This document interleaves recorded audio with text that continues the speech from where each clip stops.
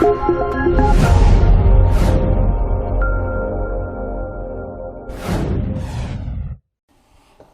guys, it's Guilty Bacon here with another fantastic video.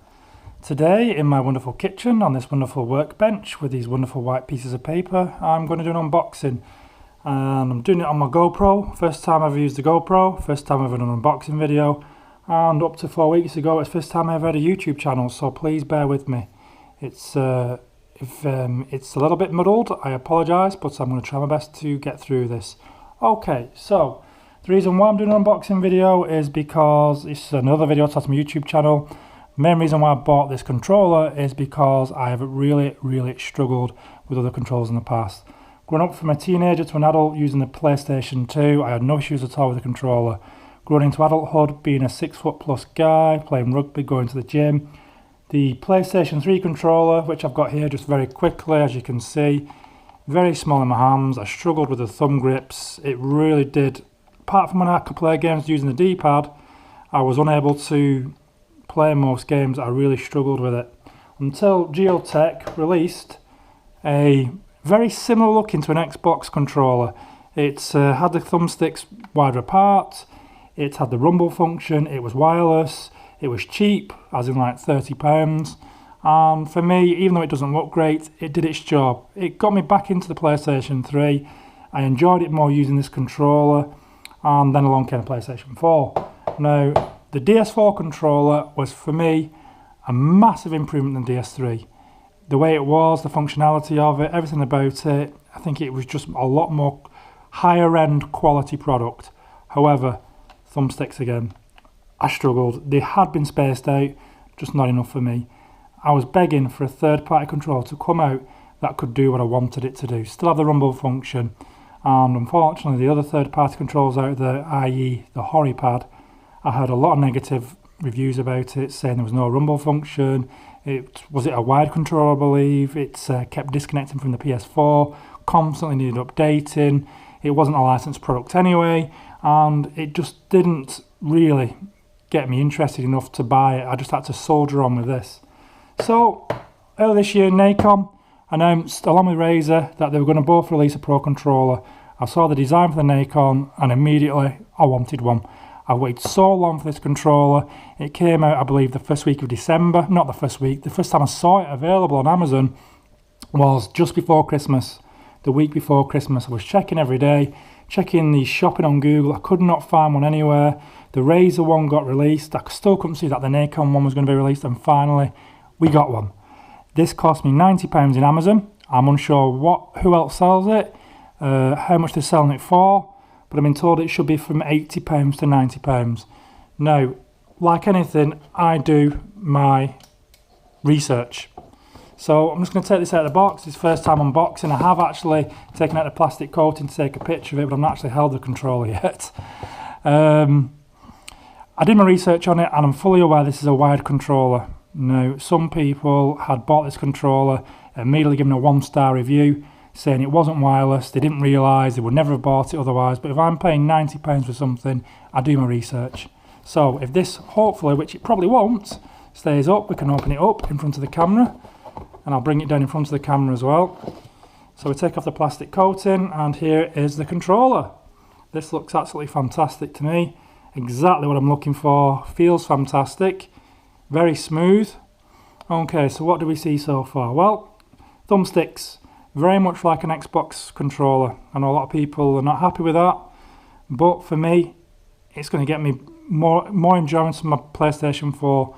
I've got other friends who, in my field of gym work and rugby, who are desperate for a controller like this, and finally we've got one.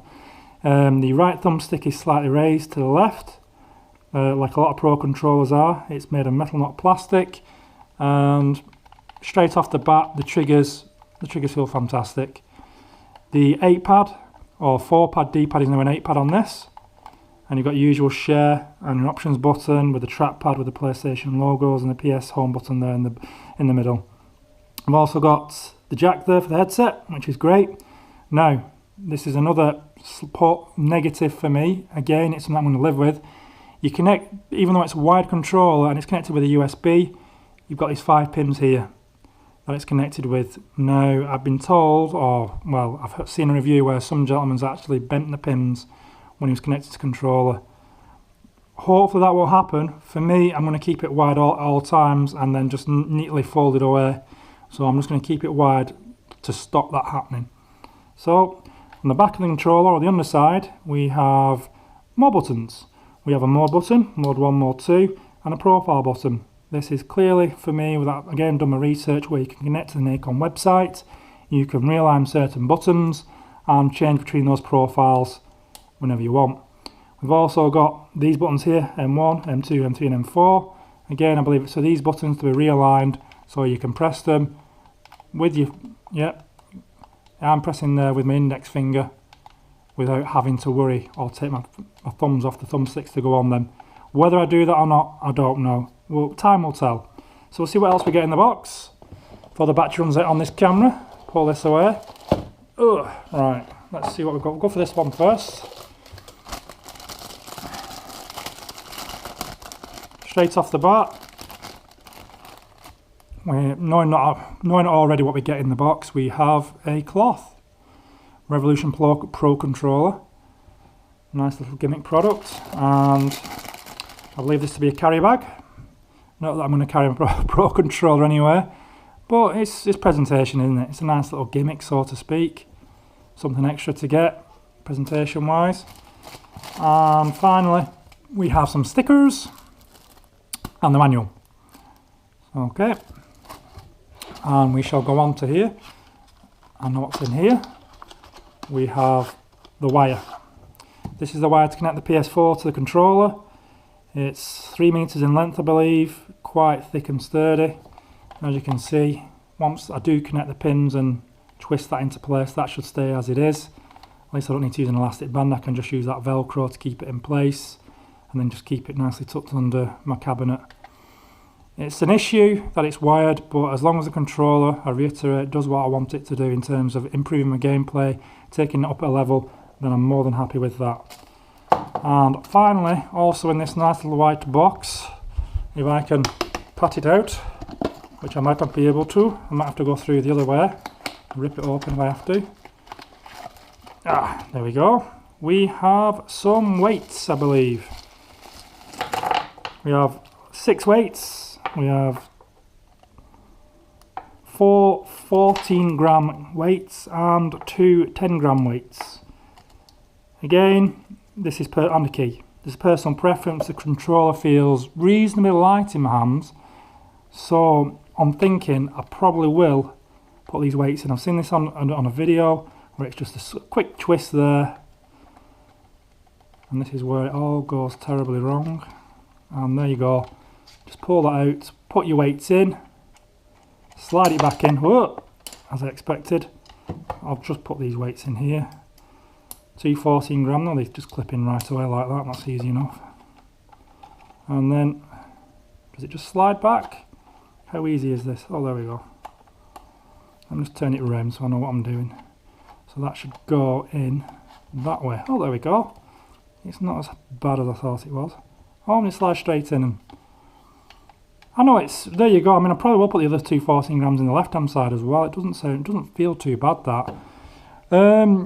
From the research I've done, I believe, like I said, you can realign the buttons, you can change the vibration, the rumble part of it, whether you want it on the right or the left, or increase it or decrease it. You can change where the right thumbstick glows. I believe you can change the colour of that. So what I'm going to do is I'm going to add this video onto some gameplay footage. I'm going to put a driving game, a shooting game, maybe another game, 2 or 3 games to really try out this controller. This is an honest review. If I'm not happy with it, I'll tell everyone I'm not happy with it. It's £90, it's my £90, you know, if I'm not happy with it, I'm stuck with it. But I'm just praying right now that this is the controller I've been waiting for. It does feel like a quality product and I cannot wait to try it. I got it the day before, I got it on Christmas Eve, it's now the day after Boxing Day. When I upload this video, it should be on the 28th. And I really can't wait to see how it goes. But many thanks guys for tuning in. Please feel free to carry on watching the video for the gameplay footage. If not, hit that subscribe, show me some love, send me any comments you want. Any criticism is more than welcome. As I said, I've not been doing this long. hit that like, and thank you very much for watching. If you watched it this far, thank you, and I'll see you all soon.